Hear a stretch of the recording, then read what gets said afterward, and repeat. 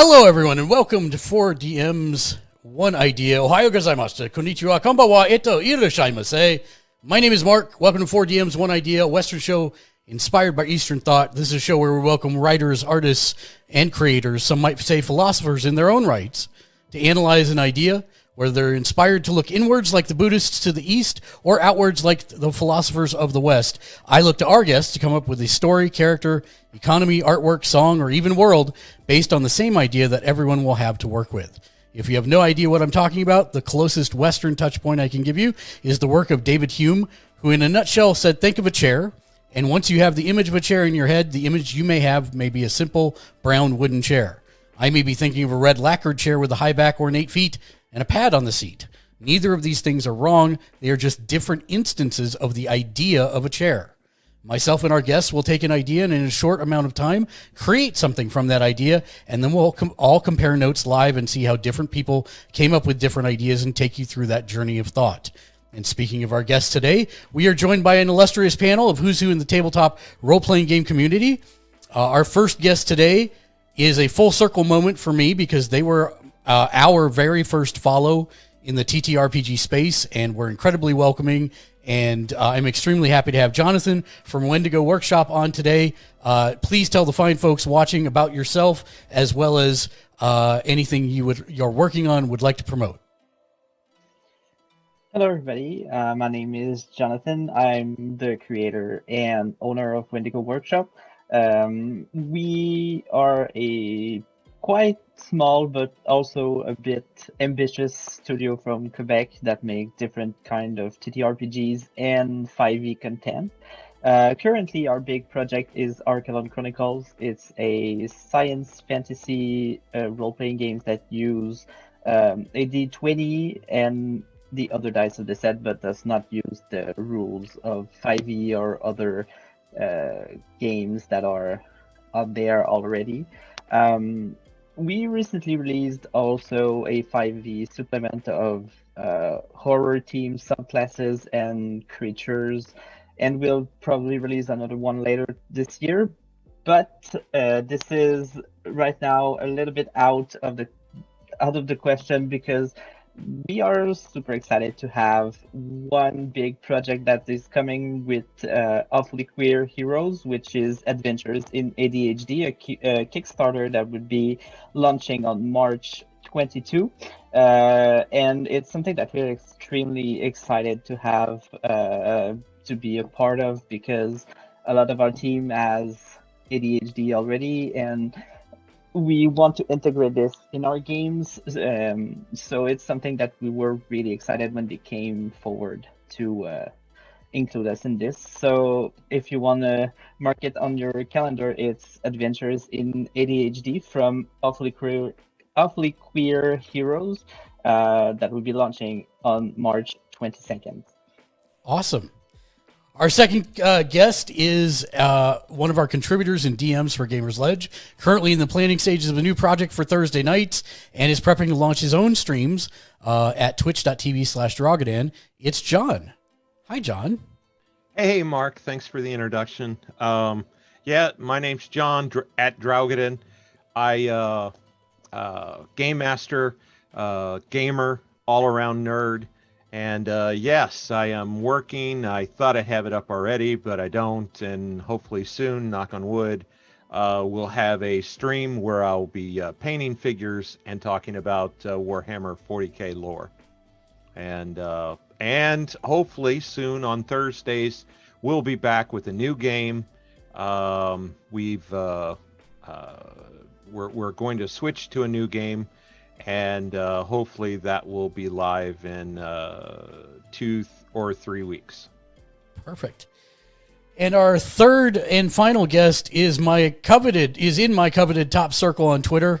Also my favorite Scottish mass murderer of good doggos and innocent farmers who just want to be reunited with their wives that passed during the plague of 06. They are my favorite streamer playing all the Resident Evil games and a prominent member of the TTRPG community, Ty Artemis. Welcome to the stream. Hello. And let me give you a shout out as well, so people can see where your Twitch stream is. Perfect. Yeah.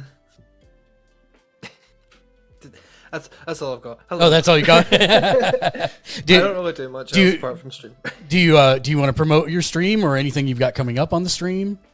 Well, I have an idea that I've been working on for a few months that I think is going to be very interesting for everyone.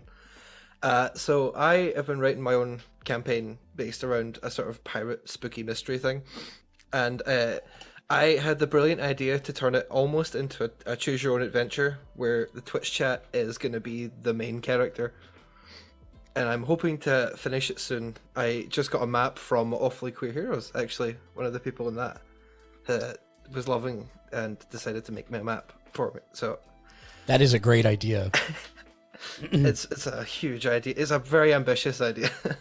Are you going to name it Twitch Plays Spooky Pirate Thingy? Probably. Once I have an official title, I'll probably call it that. Excellent. Well, in that case, we have just a couple other things to get through before we jump onto the idea itself. I must give credit where credit's due. I was inspired to create this show by Andrew Huang, who's an amazing music producer who had the idea to create 4 producers, 1 sample, which was the inspiration for this show. If you enjoy music and creation, make sure to check Andrew's YouTube out. Secondly, if you do enjoy this kind of mental exercise for TTRPGs, I highly suggest you check out VA Redemption's Writer's Block on Thursdays, where they're taking words from guests and world building an entire setting as part of a collaborative writing process. Also, we have joined Streamers for Kids, which is a streamer group promoting Extra Life, which, if you're not familiar with them, it is a charity to buy sick kids in hospitals gaming equipment to make the things they're in the hospital for not quite as unbearable. If you would like to donate and brighten some children's lives, simply head to our Twitch page at twitch.tv/gamersledge. And I know that sounds weird to the panel, but we're actually broadcasting on like 9 different channels right now.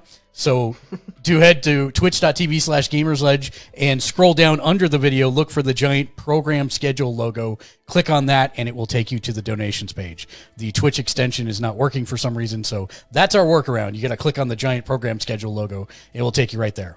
I also want to say thank you to the new follows on Twitter. We're now 20 away from 1,000, which is insane. We're under 20 away from 1,000, which is insane. I also want to thank all of the new followers on Twitch. We just rocketed past 650. Our goal of 750 by March 20th actually looks in reach. We're in a friendly race with 3 other streamers of similar size to hit 1,000 followers on Twitch. So if you know somebody that might enjoy the shows, please do send them our way, and we appreciate all of you.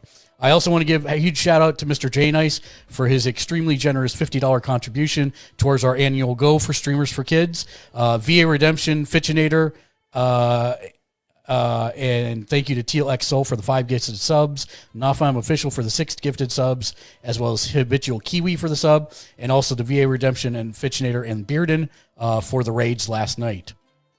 Thank you to our new followers on Twitch this week: Desert Meadow, Tiff with a T, Digicide, Scuba Steve 818, Sanity TTV, Kenki, Maloboy, I'm Mookie Bruh, the Red Titan 1177, Jinlu,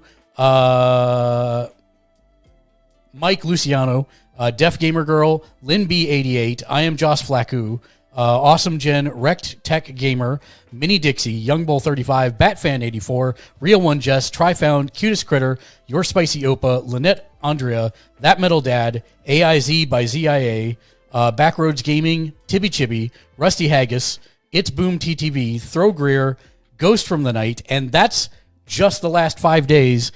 The history on Twitch actually ran out. So I apologize to anybody that I missed from the 2 days before that. But I appreciate everybody coming in and joining the community. We appreciate all of you. A lot of streamers in there as well. And in that same vein, we put up a new community challenge about 3 weeks ago. You guys obliterated again. 15,000 points in 2 days. So we will be doing a live D&D streamers one-shot where we will get Bearden, Persephone 13, Jag Leisure, Mystical Panda, and Sleep Deprived. These are all streamers who have never played a TTRPG before, and we will be doing a one-shot D&D story with them on my birthday, Sunday, March 20th at 10 a.m. live streamed. So mark that in your calendars. That's 10 a.m. Pacific live streamed. That should be an amazingly good time. We have changed the channel point rewards. There is only one that affects the show. Besides you guys checking in, and I'll talk about that in a second. It's for 500 points. It's called Titorm, and it makes us all drink and take a cheer. And we have to say Titorm as a cheer and then drink. And then last but not least, there is a 1 point check-in under the channel points redemptions to check into the show. Please, everybody, do take a moment to do that, as it helps me give shout-outs to everyone on Twitter after the show, since Twitch chat only scrolls back about 5 minutes, which is not useful. Also, we have our first Titorm of the evening, so everyone, Titorm! Titorm. Titorm. I was muted accidentally. Yeah, it's okay. But, You get a chance at redemption because we got another one. Titorm! Titorm. Titorm. Titorm. And with all of that out of the way, let's find out what tonight's idea is, which has been delivered by Magical Messenger. I have not seen this yet either. Let's see what we have. I'm afraid now. So this is provided to us by our patrons, which you can become a patron at patreon.com/gamersledge. Adult children is the idea for the evening. Adult children. Oh.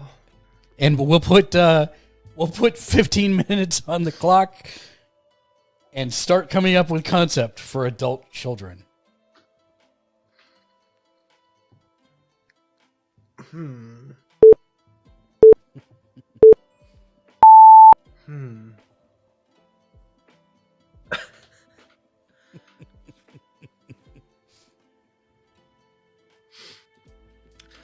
I don't know.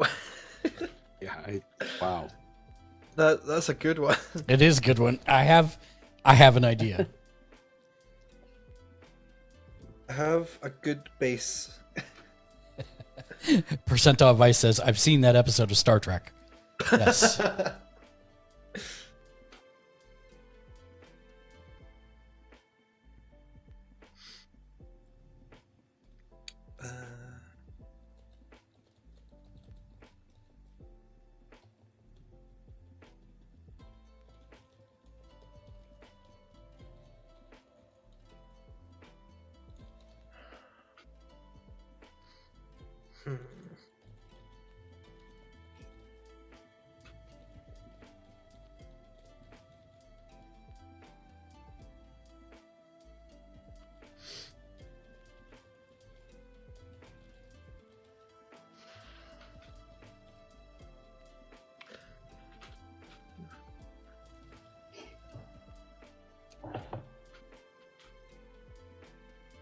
It's a good one, and I think I have an idea, but it's a something. Oh,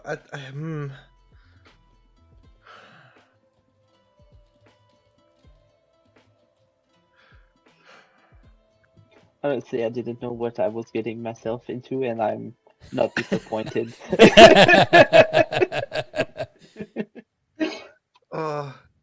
You guys have an advantage over me because it's currently 1 a.m. Yes. I have no brain power. Yeah, me, it's 8 p.m., so... Oh, no. Yeah, Jonathan and I are in the same time zone.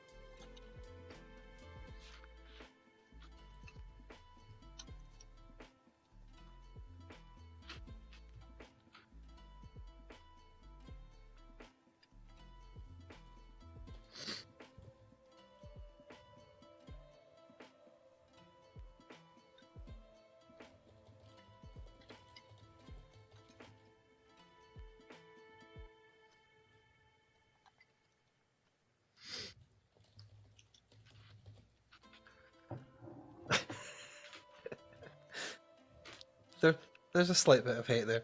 Yes. Just a little. Says the Patreon patron that suggested it. It was you. You.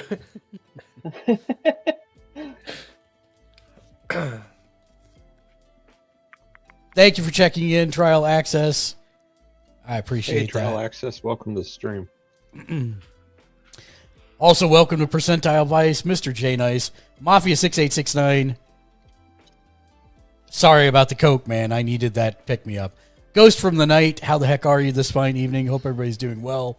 Rick Stevens, PI. Jag Leisure, happy to have everybody here. I have mine, and I am well along the way.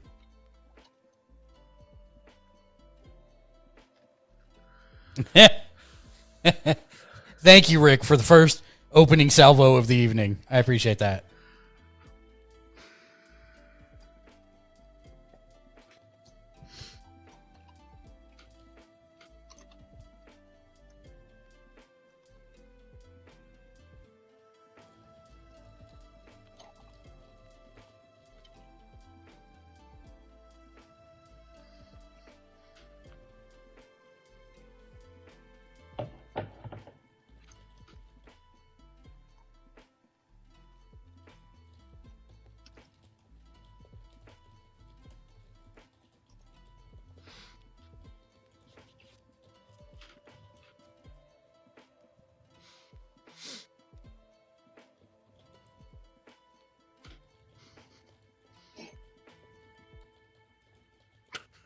Honestly, I don't know. I don't know what I'm writing, but there's a part of me that really wants to do this in real life, and I'm like, I'm a horrible person. That's great. Oh, we have a Titorm. Oh. Thank you, everybody. Titorm. The Torm. Storm. Cherry cola.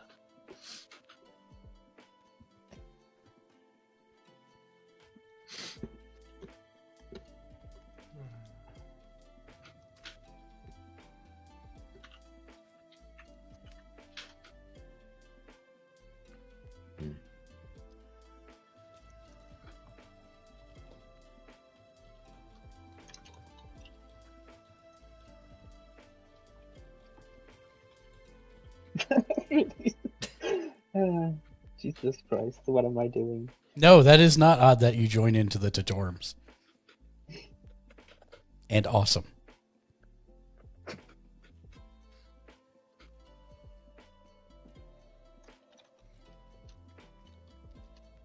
Hmm.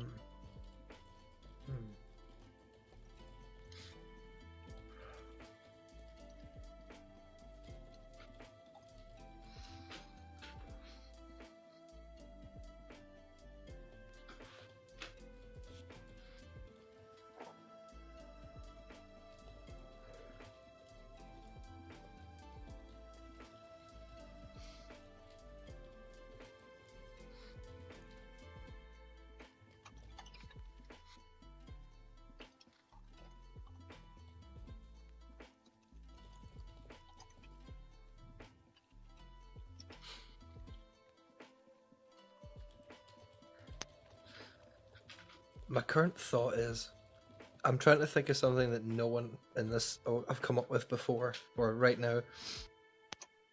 That's why I'm struggling so much. Just go with whatever your creative juices tell you. It's all good.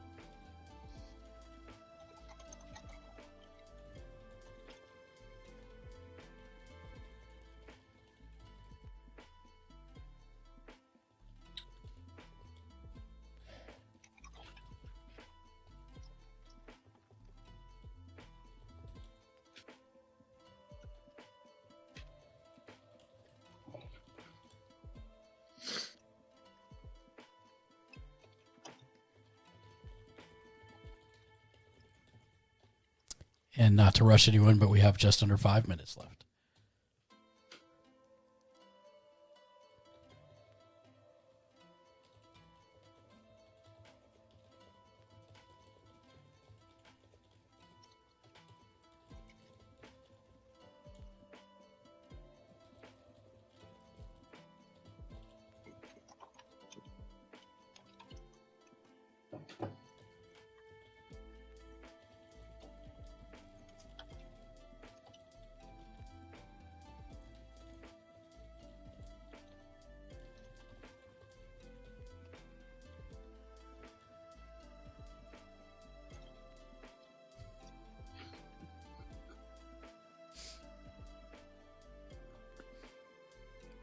Don't worry, Trial Access. I don't think anybody's gonna go for the hat trick like you did.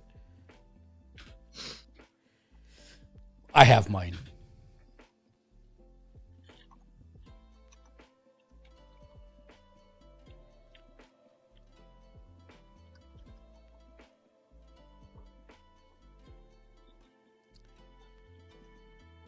What do you mean?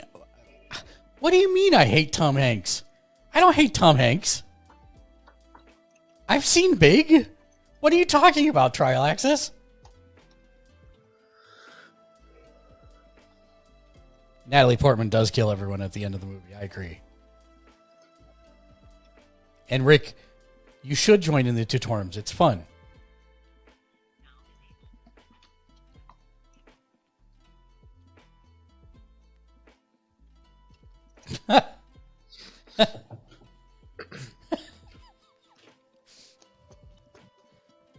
Trust me, Mr. J Nice, he's done far worse to me. And I'm not a veteran.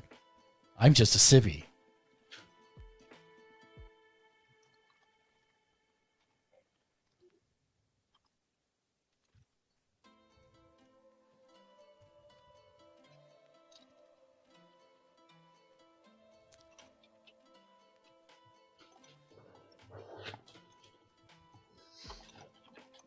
Let's keep it family friendly, though.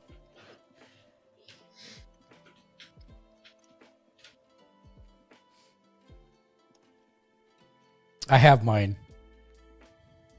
In fact, at this point, I will be sad if Trial Access is not able to identify the two specific influences that this idea came from.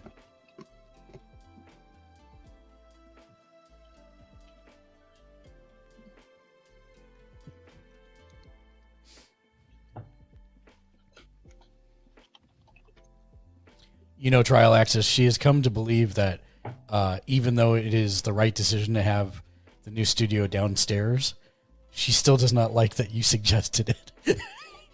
It's cracking me up.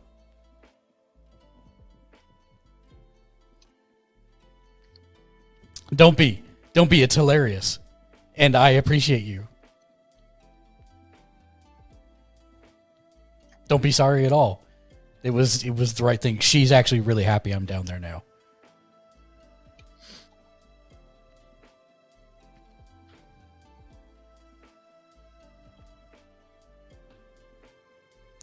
Just over a minute left.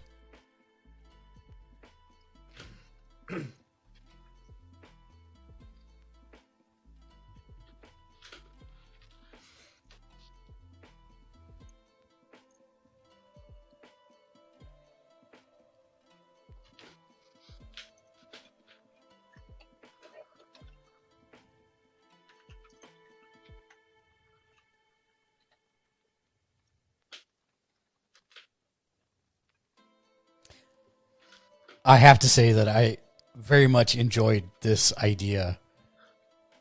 So I don't know if you're going to like my interpretation of it, but I very much like this idea.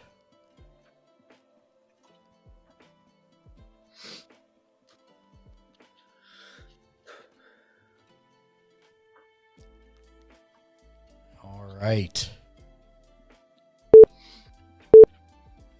Countdown timer has elapsed.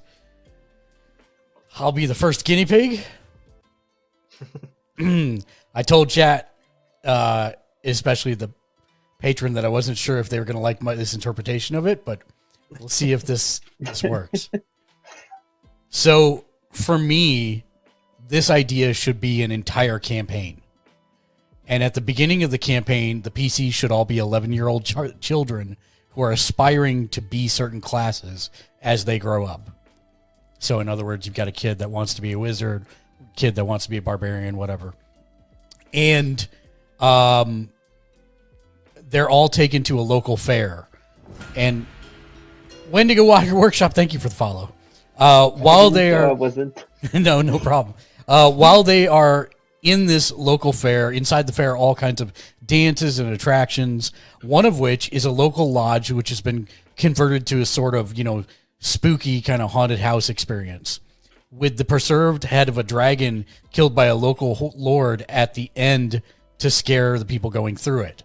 However, something magical happens as the children pass it, and the last amount of magic stored inside the dragon's head triggers off, and they are changed into the penultimate versions of their classes, probably around level 10 or so if you were going to do this in D&D, as an example.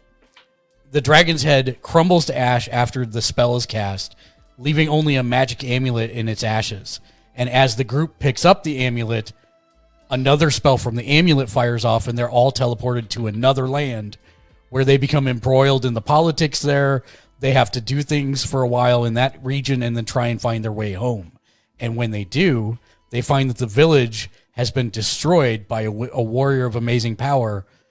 And the only clues they get are a path of destruction that leads away from the village, and some people who said that the power of the amulet, the warrior said that the power of the amulet would be theirs. The BBEG needs to be a child that has lived for 2,000 years that was also transformed into this penultimate warrior by the dragon and had been searching for the dragon ever since, because the amulet is the only thing that will return them to their previous state. They want to have actually experienced their childhood because they never did. And so I think it's an interesting roleplay opportunity, because do the PCs at the resolution of this, do they want to return to being children? Do they want to allow the BBEG to go back to being a children after all the atrocities they've committed? I think it's a bunch of very interesting questions that can be done through roleplay. Trial access, this is not it, actually. And I always say what inspired me, because I feel that I'm a product of all the things that I have said and done. I Hate Fairyland is a good guess, and if you've not read that comic, you really need to. I Hate Fairyland is amazing. But no,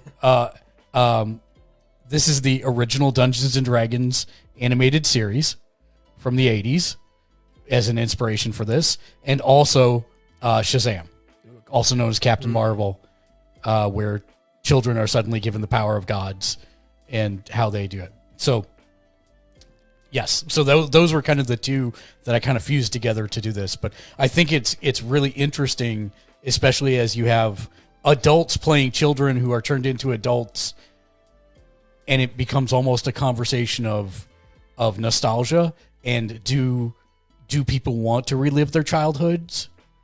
I think that's an interesting way to do it inside of a TTRPG setting or campaign like that.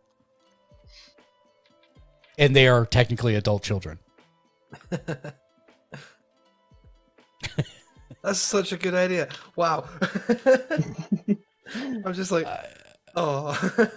Questions? Oh, fuck. I don't think I have any questions. Yeah, I think it's a very interesting idea for a campaign. I mean, when you started speaking about like, oh yeah, it's children, but now they're suddenly adults. There's one thing that came into my mind. It was Narnia. Like at the end, when they're adults, Yes. they just become children again and everything. I think it's a very interesting opportunity to just maybe play a high level campaign without having to do like the whole work of leveling a character. It's just like, oh yeah, you're children, but now you're adults. So I think it's kind of cool. Oh, and trial access, to be clear, I wasn't saying they weren't in a D&D world to begin with. I was just saying that, they're children in a D&D world and they go to this fair. So it's not quite the 80s TV show. It's not like they're transported to another realm or anything like that. It's just that, well, when they pick up the amulet, they're taken to another part of that realm, but not where they're currently at, but not to they're not actually planeswalked or trapped on another plane and not able to get back. It's just, I would want them to actually have to confront the BBEG, and so they need to eventually find their way home to do that. But obviously they're going to have a bunch of adventures before they can do that, and that's where it becomes interesting to me is, can you go back to being an innocent child after having experienced all this stuff? Do you want to go back? Big was an excellent movie to kind of explore that.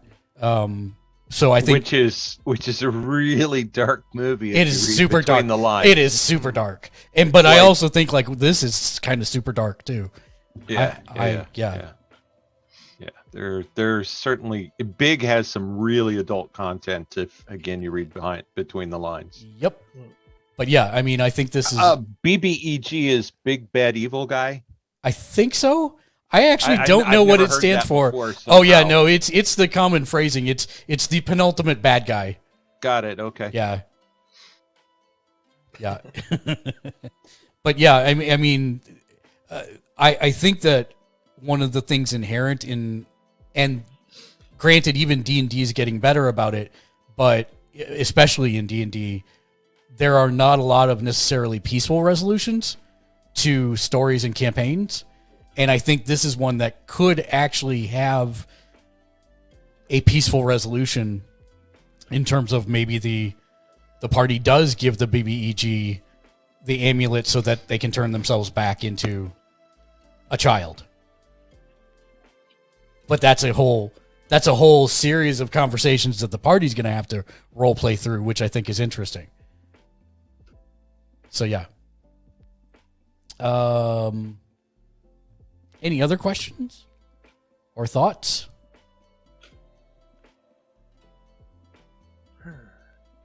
I got nothing. I'm sorry. I'm like totally brain dead. Because no, you're good. You're good. You're good. Man. No, it'll be interesting to see. It would be interesting to see how players would role play that. And I would think some good role players would actually put some immaturity into some of the decisions they're making, right? Because a lot of the decisions they're making shouldn't be as, a 30-year-old barbarian. It should be as a 10-year-old in the 30-year-old barbarian's body. Rick brings up a great point. What would you do for ability scores? Would int and wisdom say low? No. Int could go as high as you wanted it to be, especially for like a wizard or something, because they're going to have book knowledge. They're not. Wisdom, I think, definitely should stay low. And so if you have a class that's geared off of wisdom, I would actually modify the class to be geared off something else if you're going to do that. So if you're going to run a D&D campaign, for example, and you've got a wisdom-based class, just modify it or give them a feat off the bat to be based off of a different skill, because I would think wisdom would be the one that nobody should have to portray properly, that to simulate that inexperience for everything. For social interactions, you could also maybe argue charisma. Yeah, and I think everybody's charisma stats should probably go up at least some, because they're supposed to be the penultimate. Right. So you might have a female character that might be really attractive, and someone would say, oh, well, that would give her a high charisma. Mm-hmm. But what they're lacking is they're going to be lacking social skills that's right. Develop, right? And so that's why I was saying, that on their social interactions, their scores would be lower, right? Because children don't know how adults interact with each other. That would not be something that a child could do, right? It's obvious when you see that, if a child ever tries to, interact as an adult. But that would be interesting. So yeah, an interesting idea there, Mark. Rick says, keep the NPC bards away, please. Yeah. No. Yeah. Obviously, there's going to have to be some discussion with the group about what's on the table and what's not on the table before you play something like this, for sure. Yeah. Family show. Yeah. Great. In that case, we'll head to Jonathan. You are up. Okay, so as you may all know, I make games. So instead of making a campaign, I made a game. Perfect. So I made a game about adult babies, which you're the one playing the annoyance that live in our world and go to the supermarket and annoy people. We usually call them Karens, but they can be called any way they want. So you have skills like yell and strength because sometimes they push people away, and you're like smug because you want people to hate you so much for a reason that you don't know. So yeah, I watched a lot of like recently like The Office and Superstore, and I was like, that would be quite fun to play like the bad people, the ones that you hate. And like, yeah, I cast speak with manager. Like, this is the game where you cast speak with manager. And it's I see it as a game that you use to let off steam and have fun with your friends. Like, just just something that you have to just let off steam and play like these annoyance, because sometimes it's just fun to be these people without having the consequences of it and going to an actual place and be that person. um I would probably have it like have some different scenarios that could be played, like Black Fridays and Christmas Eve and Halloween. Like, you have to go to the store and nothing goes how you want it. Uh, and it's it could be, as I said, there could be a lot of scenarios that could be played, like, and maybe there's a version where you play as the poor people that have to deal with this Karen or this bad person, and you have different stats when you're an employee or if you're the Karen that goes into the store. And maybe there are some ways, like, you're an employee and after dealing with some things you gain some new abilities that makes you that make these people easier to deal with. Or if you're one of the bad people, I don't know, you just age and you become worse. I don't know how it would work. But yeah, that was kind of my base idea for that. Probably have it used like D6 or something, because it's simple and not very complicated if there are some rules to be had. But yeah, that's kind of my idea for adult babies and what I would do. I with have it. so many questions here. First of all, would you, I mean, from you describing the concept, it almost sounds to me like a Cards Against Humanity kind of style situation where you're a multiplayer and people. That's what I was thinking. People judge how bad of a Karen you're being. Yeah, it could actually. It could actually be like how bad you are, or like at a point if you have like a game master or whatever it would be called, or one of the person that you play with is just the poor person that supports you, like how bad you are and how annoying that you can be to a level where everybody at the table hates you, but just in game, not in real life, please. Yeah, no, 100%. Because I would want there to be some kind of win scenario, and maybe if you're playing, multiplayer where the other people judge you, oh, that was the worst thing you did, and then you get a point for that, and whoever the first Karen is to get to 10 points through these scenarios wins, or something like that. Like some sort of, as I said, like if it's some sort of role-playing game, like use probably like D6 because everybody has some at home, or have it be like a card game that has some scenarios or quotes or things that you can play and put on the table to just interact with people and just be the worst person that you can be, but just for that, just in game, not in real life. Don't do that. Right. I mean, I worked at Walmart for a long time, so that's the kind of thing that I would have liked to have as an opportunity to just be that evil person and just let it all out because Jesus Christ. I was actually about to say, people who've worked in hospitality would love this game. Yeah. Yeah. Because I love it. Yep. What would you name the game? Something like Karen Attacks? Maybe, or just adult babies. No, I don't know. Dungeons and Dragons. Yeah, maybe. Store and Karens. I don't know. Stores and Karens. Stores and Karens. I kind of like that too, actually. I love this. I want this game right now. and I was writing this and I was like, maybe I could actually do something with it. you totally should. You totally should. Do it. This is actually the second game that we've had proposed on the show, and so far both of them I want to play. So 100%. Other questions for Brandon? Sorry, Brandon. I'm sorry, Jonathan. Sorry, Jonathan. No, you are Jonathan. I'm sorry. Oh my goodness. I apologize. My brain is also turned off, apparently. Other questions for Jonathan?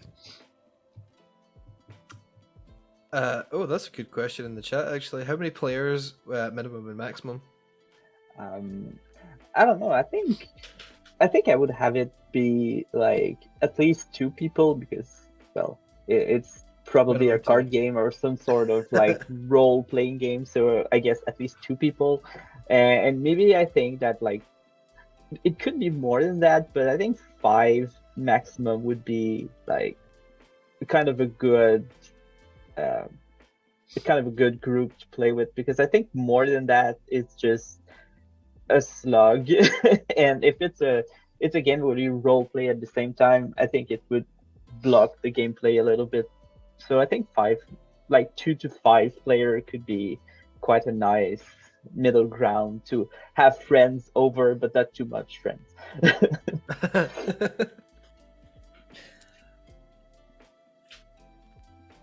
I really like that. I really like that as an idea. I hope you. If you make it, I want to play. Rick's already practicing for the game, apparently. I mean, if you want to have 10 Karens, you can. No. Please, I've dealt with enough in my life. Not 10 at once. Are 10 Karens gathered together called a gaggle? Is that how that works? Probably.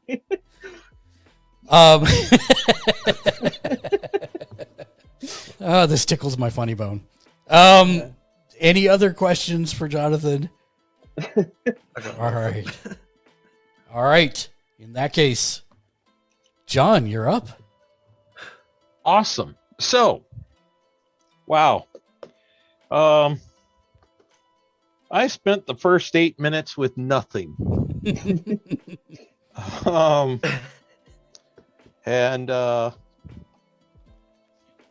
Wow, that's fantastic, Rick.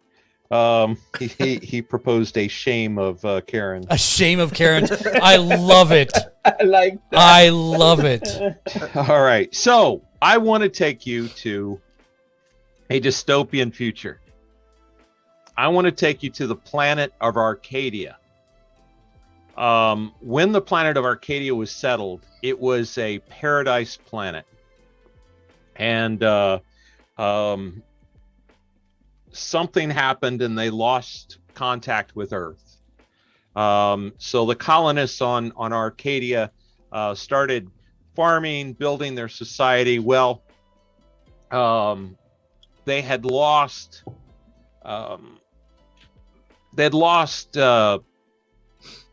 some technology, and of course they'd lost the ability to travel into space.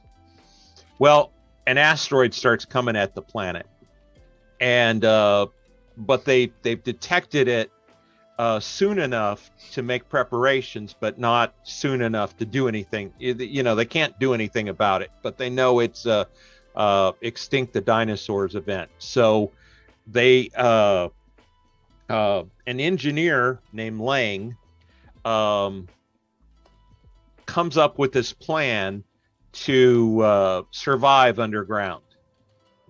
And so they build this whole underground society before the asteroid hits and devastates the planet.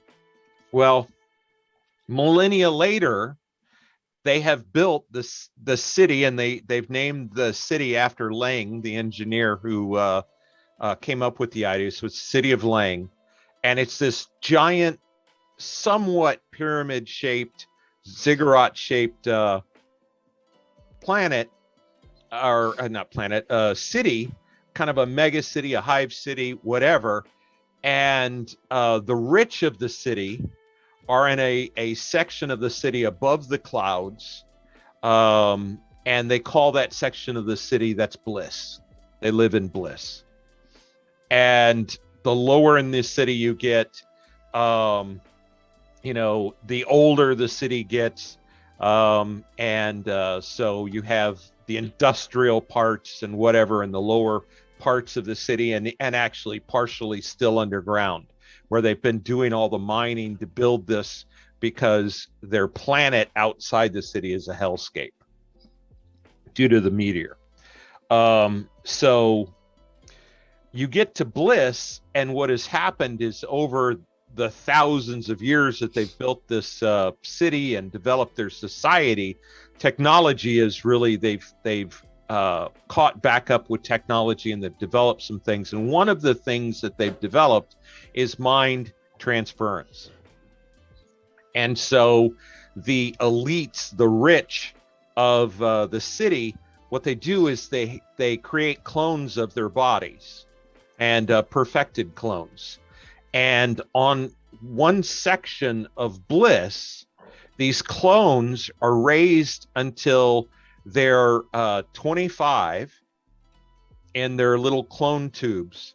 And at 25, they're decanted, and they spend 5 years living so that they can get their muscles toned, and they can, and then at age 30, the elites swap brains and take over the body, and they call the clones, they tell them, you are the heirs, you're the heirs to bliss.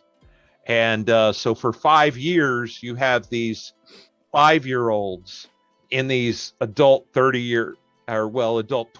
to 30-year-old bodies, living in this Shangri-La in a part of bliss. And anyway, that's what I came up with, adult children. That's amazing. So I have many follow-up questions here. The I first have one. Go ahead. Artie, go ahead. Have you ever seen the movie The Island? I have. And immediately as thought I of was thinking of this, I was like, well, here's the island. And then Mega City, it's Mega City, it's Judge Dredd, it's a Hive City, it's 40K. It's Star Trek has done this. There's elements of this that I think we can pick any science fiction genre, and it's there. And matter of fact, Logan's Run, Yeah, that's what The I was Island,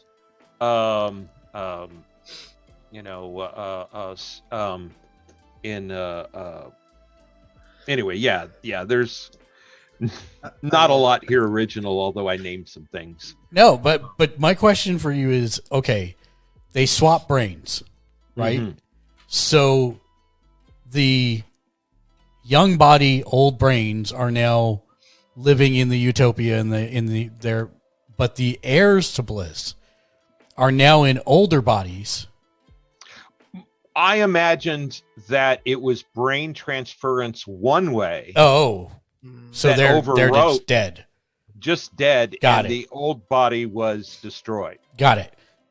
See, Yeah, I did my immediately either way that worked, whether it was a swap, a full on swap, or it was one-way transference. The first thing that popped in my head is storyline about what happens if the body didn't get destroyed and somehow is still functioning with the new young person's brain. Actually what's going through my head is maybe because of the dystopian maybe there is a fertility problem for some reason, and they for 5 years tell them you're going to be the heirs to bliss. You're the heirs to bliss. Now this just I just thought of this, but you're the heirs to bliss. And what happens is they do the swap, and the old body with the new brains gets sent below to be the workforce. Oh, totally Logan's Run kind of thing. Yeah, I like it.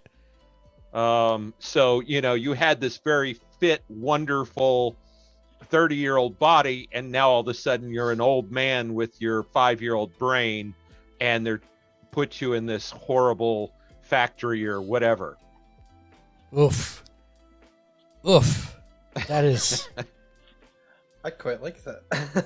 It's brutal. Yeah. Sorry to go so dark. No, I that's love it. it. No, I think it's interesting. Hello, boy. I'm Welcome a to the fan of stream. horror, Hello there. So, like, even if it's dark, I think it's interesting. Thanks. One thing that did pop into my brain while you were talking about it, I played a lot of Cyberpunk over the last 2 or 3 days because I got very bored of Elden Ring. Don't ask how. And I like the idea that off of your entire idea that you could build a sort of a person who has been jumping between bodies, but has somehow got mixed up with someone else and has ended up being the second brain to someone else, and just having that being like a short story based in that universe. And I love that idea. Yeah. Well, I mean, you could even go the route of somehow one of the 5-year-old brains gets accidentally transferred back into the body, and now they're assumed that's the rich and powerful person, but it's really this 5-year-old, and they have to navigate the treachery of trying to figure out what's actually going on in society and stop it. So I think there's all kinds of different things that you could do there very easily. Yeah. Well, one of my favorite cyberpunk books is Voice in the Whirlwind, and just an amazing book, by the way. Walter John Williams. Just a fantastic book. OG cyberpunk. So when you envision this, when you look at a movie like Logan's Run, you have the young eventually finding out what's really going on through this transformative process. What do you see the end goal being? Is it that I tried to I ran out of time. I was trying to decide, because what I have here, this is the intro to the campaign. Mm-hmm. And so I was trying to come up with where do the players fit in?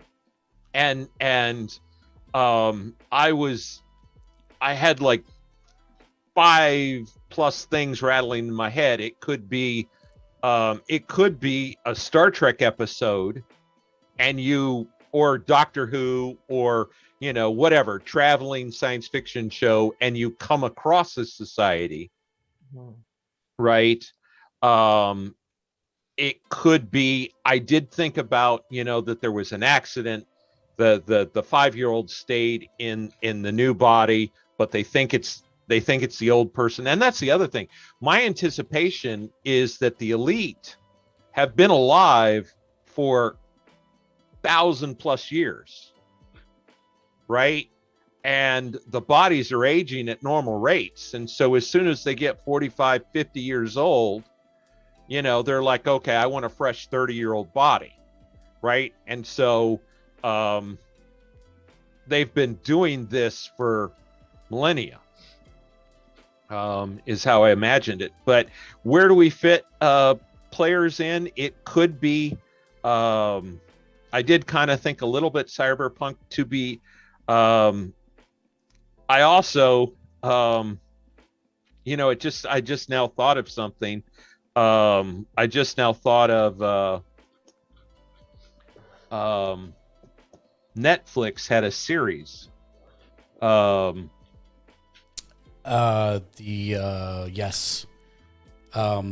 Are you talking about Love, Death, and Robots by any chance? No. No. It's the other one with the body swappers. Yeah. Altered Carbon. Thank you. Altered Carbon. Thank Yeah. you, Trilaxis. Yeah. Yes. Yeah, I suddenly thought about Altered Carbon too. Yeah, so there's all kinds of things. If I was going to do something with it, I would probably do something cyberpunk or something noir. And as soon as I thought, I would do something noir, I thought of Altered Carbon, of the rich guy hiring the detective to investigate his own murder. I mean, I could even see this working as as you mentioned, Star Trek. That might be an interesting thing for a Star Trek campaign, but it could also actually work for a Serenity campaign. You need a little bit of tailoring, but I could easily see this kind of being adapted to work that way out in one of the Rim worlds where the elite is doing this, and then they're mining the planet with the older bodies with the younger brains. I could see some really interesting possibilities across multiple TTRPGs this way. That's super interesting. Yeah. All right. Any other questions for John? I'm good. Perfect. Well, in that case, then we come to Ty Artemis. Hello. Hello. Right, so for the first 5 minutes, I basically just scribbled down every single thought that I could think of, and I ended up with 4 concepts that I really liked. And then I spent a lot of time working on one specific one that I thought was really cool. So the idea is that there is a god. It's like, imagine. This is where I got inspiration from. Imagine the Hercules movie at the start, where all the gods are all like gathered together, and there is a child god born, and he's a bit of a nuisance, and he doesn't really understand like social etiquette and stuff like that. So what his father decides, or the parents decide, is to send him to Earth, but put him in an adult body so that he's kind of treated the same as another adult would be. So he's not he's a god inside of a human's body, but doesn't have any of like the supernatural abilities. And he's basically okay. I should explain. I also really like to write short stories based on really bizarre concepts, and that's kind of that's kind of my forte. So it's mostly character based, based around this young god in an adult human body, learning how to be part of society and kind of make friends and understand human emotions and stuff like that. And I thought that was such a really weird idea. Like, for example, he meets like a really old couple, and they kind of have to explain what love is to him, and I think that's such a cool idea. Just kind of teaching humanity to someone who has never experienced humanity, but has had the power to change humanity. I thought that was a really cool idea. I like that a lot. I actually like that a lot. The first thing I thought of is, I don't even remember the name of it, but I read a story a long time ago about a spacefaring society, and Earth was a reserve, and you weren't, it was forested, and you weren't allowed to go. And the emperor, king, whatever, the head guy, be in charge of the galaxy, sent his son to Earth. And he's like, he was basically a spoiled brat. And he went there, and he spent time with one of the rangers, and and he was pouting about everything. Oh, the air conditioning isn't great. Oh, this isn't great. This isn't great. And what it turns out is the ranger, they were a group of people that would spend time with the heirs to the empire, and they would decide if that person was fit to become emperor. And at the end of the book, the ranger cuts his throat and says, "No, you're too spoiled of a brat. You don't get to be king." Oh wow. Anyway, that's what I was thinking about that. before we let you be a god, go sit in a body and see if you can be a good human. And I think there's definitely Thor parables here also. Yeah, Yeah. absolutely. Yeah. Yeah. Because, I mean, the idea of, I think you could have all kinds of fun with this if you wanted to turn this into an RPG, like a TTRPG kind of profile. The party's tasked with this guy. Oh, that's so smart. I never even thought of that. And if I was going to do this, every stop on their trip would be programmed like a TV show where it's this week he learns about compassion. This week he learns about love. This week he learns about loss, and this week he learns about and so then at the end of it, they get drafted to help him with something that the gods need him to do. And you know what, Mark, if I can real quick, Yeah, I was thinking,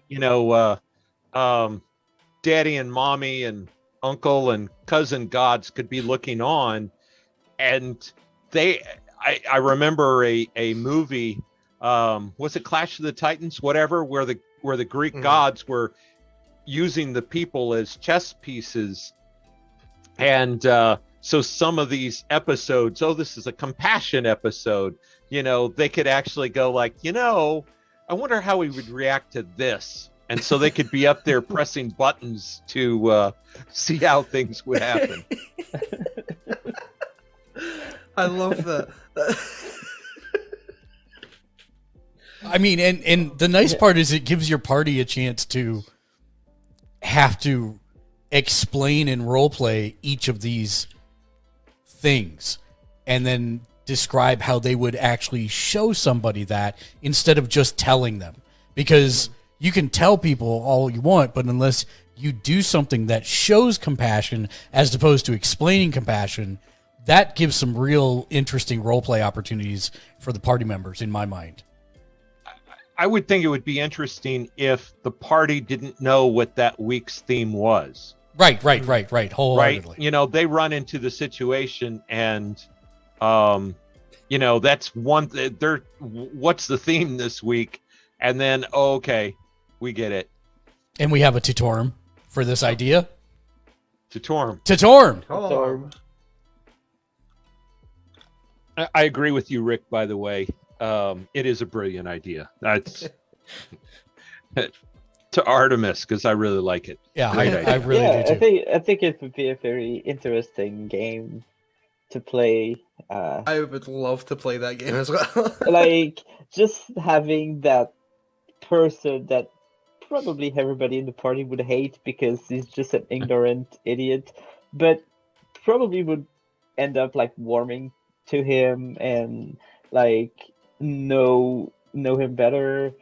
I think it would be a very interesting idea and a very interesting way to have maybe your players explore some ideas like, okay, so how would you explain loss to someone who doesn't know what it is? And then like they can maybe go through their own feeling with loss and everything like that. So I think it could be very interesting. I think that the onus on the DM would be pretty high. That's the only thing, because they're going to have to play somebody that is at first unlikable and possibly even the party would see as irredeemable, and then be nuanced enough to be able to portray change over time. So that would be the only, I mean... Yeah, that would be a lot of work. It would be a lot of work, but I know plenty of DMs who'd love to take on that challenge. Yeah, it would be. It would also, you think about constructing your week's adventure. I mean, it's one thing to write up a dungeon and throw a dragon in it, or whatever, but to actually say, okay, my theme this week is compassion, and how am I going to show that instead of tell that? How are we going to craft an actual AK, welcome to the stream. Thank you for the raid. Hello, Lucas. A concept. Hello there. Welcome to the stream. That would it would be rewarding. It would be fun, but yeah, that would be a lot of work. yeah, that would be probably a lot of work.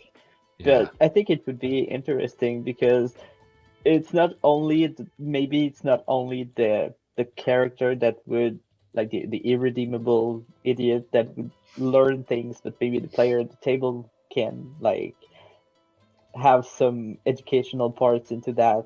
So I think it could be interesting. Like as you said, compassion. Like in most games and role playing games, like oh yeah, you kill everything and nobody gives a damn. But like about Yeah, a you go game around as which murder hobos. but like the game is okay, today is compassion, so like how do I bring this into a game where usually you kill everything and everybody around the table say okay, you have to kill that thing, but Lucas, thank you so much also for the have to follow. show You're a rock star. compassion, so I have to not do it and find a way to just do something else. What I would think this is where the character backstories would be so important to develop up front, because Yeah. you know, as the DM, you know that this week's upcoming episode is on compassion. If you can tie that into one of the players' backstories, like maybe everybody's going to visit your aunt, you know, this character's aunt, and this character's aunt, you know, when you get there has a disability or something that you can actually show compassion through, and see that the character that they're babysitting is learning compassion. I think that's really good, especially if it's something that the player character developed as part of their backstory that you're working into this. I think that's going to be a huge payoff. I think this is an amazing, amazing idea. Thank you. What I also thought, just while everyone was talking there, you could totally go the opposite route and make this godchild an evil person. You could. You don't have to teach them all of that. That's the beauty of an RPG, is you can do whatever you want. You can turn him into a very vengeful god. What direction would you, if you were going to do that as a TTRPG, what role would the players have in that, do you think? That's a good question. I would like it if, in my own brain, the way that I constructed the short story was that the people that he was to meet, these certain groups of people who would teach him all these things like humility and stuff like that. But then the players can have the choice of, we could teach him all about, you know, love and marriage, or we could show him how to murder something. It's entirely down to player perception rather than what I can really do with it. See, I think it's interesting almost to take what John was saying there. If he's evil and a vengeful god, you still go do the story of the week anyways. And as the PCs see that this guy is evil, then they're the ones tasked by the gods to try and take him out at the end. Actually, you kind of tied into what I had an idea for. You could have another, I suppose, another god, who's kind of annoyed by this idea and is trying to kill the godchild, because they're like meant to take over from their role essentially of whatever they're up to up in, excuse the pun, but the gods up there. Mm-hmm. So you could have it as the party are kind of having to deal with teaching this godchild how to do things, and also to deal with, you know, being hunted or assassination attempts and stuff like that. That might be kind of cool. I think there's a lot of beautiful imagery and direction that you could go with that as a basis. 100%. Mm-hmm. I might keep this idea on the back burner for a short story. You should. You should. Well, the show has once again done what I was hoping it would do: showcase how different people come up with vastly different ideas that are rich and interesting. These ideas are designed to help you with your own creative processes by seeing how other people think and work through their creative challenges. Do feel free to take any of these ideas and run with them yourselves, and possibly look for a when to go workshop game soon. Yeah, Several games. if there's one, it will be maybe in a little bit, but we still kept the idea in. Well, the other members of the team are like, oh yeah, that could be a fun thing. Absolutely. So we'll see. Yeah, so let's go around the room one more time and let everybody promote what they want to work on. First question I have for you, Jonathan, is do you guys have a Twitch stream? We do, but it's been a while since we have streamed on it because we're so busy with everything. But we do have a Twitch stream that we sometimes stream on. What's the address, and I can give you a shout out so people can go follow it in case you change that trend. Yeah, we'll probably soon be starting again now that everything is better. But it's just Wendigo Workshop. All together? All together. Okay. Yeah. Shop. I've got that out for you. And what else do you want people to know about that's upcoming? I know you have some big announcements. Yeah, we as I said, like I said at the beginning, we have, well, actually, Awfully Queer Heroes have a Kickstarter starting on March 22nd. But we are working on it too. We'll probably be doing a little bit of art, layouts, and editing on that. So if you want to mark it into your calendar, it's Adventures in ADHD by Awfully Queer Heroes that launches March 22nd. Great. John, how about yourself? Well, again, I have nothing new other than I said at the beginning of the stream, but hopefully I will be streaming soon on Tuesdays. And my address right there on the screen, Twitch TV/Draugaden. I will be painting miniatures while I talk about lore and history of 40K. Yeah, so that's it. And on Thursdays on Gamer's Ledge, hopefully 2-3 weeks, we'll see. Mark's the one with the schedule. Is we will be we are going to put our game Freedom for the Borderlands on hold. Current events, we're going to switch to something else, and we're going to move to a new game, and we'll have more on that hopefully soon. And yeah, really looking forward to that. And last but not least, Artie. What do I want to promote? I stream on Mondays and Fridays. Currently, it's Elden Ring. Usually, it's Resident Evil or God of War, but Elden Ring has sort of taken over my life, so I want to get a lot of that out while I'm enjoying it. I also have a community challenge that was finished recently, where I will play music live because I'm also a musician. I need to set that up. I have no idea what I'm doing with it yet, but it should either be April, or probably be April or May at the earliest. That, or you can go and talk. If you want to talk to me, I'm on Twitter. Hold on, can I do it? Can I get it right? There it is.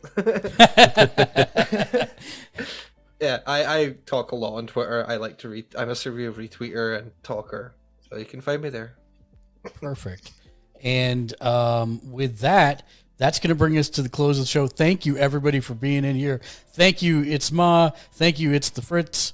Thank you, Ty Artemis. Obviously, all the guests, Ty Artemis, Draugaden, Wendigo Workshop. Thank you all for being here. Thank you, Rick Stevens, PI. Thank you, Lucas Lighting. Thank you for the raid, AK. You're the man.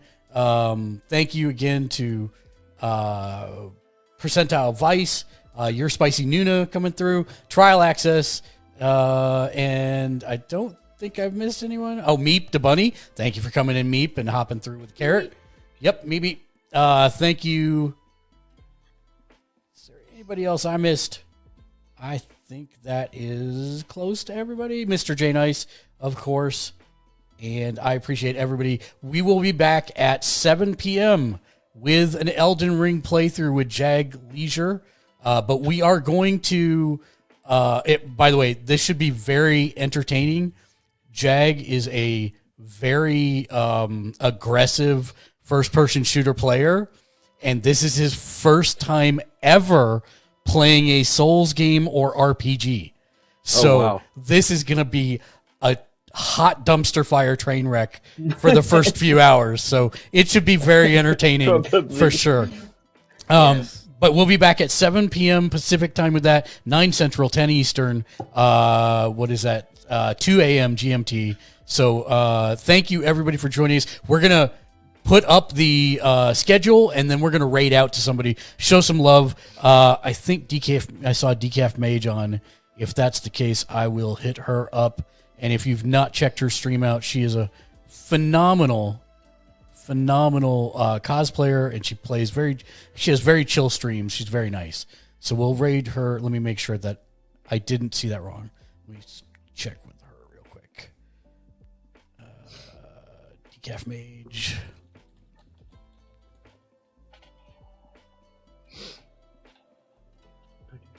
Yes.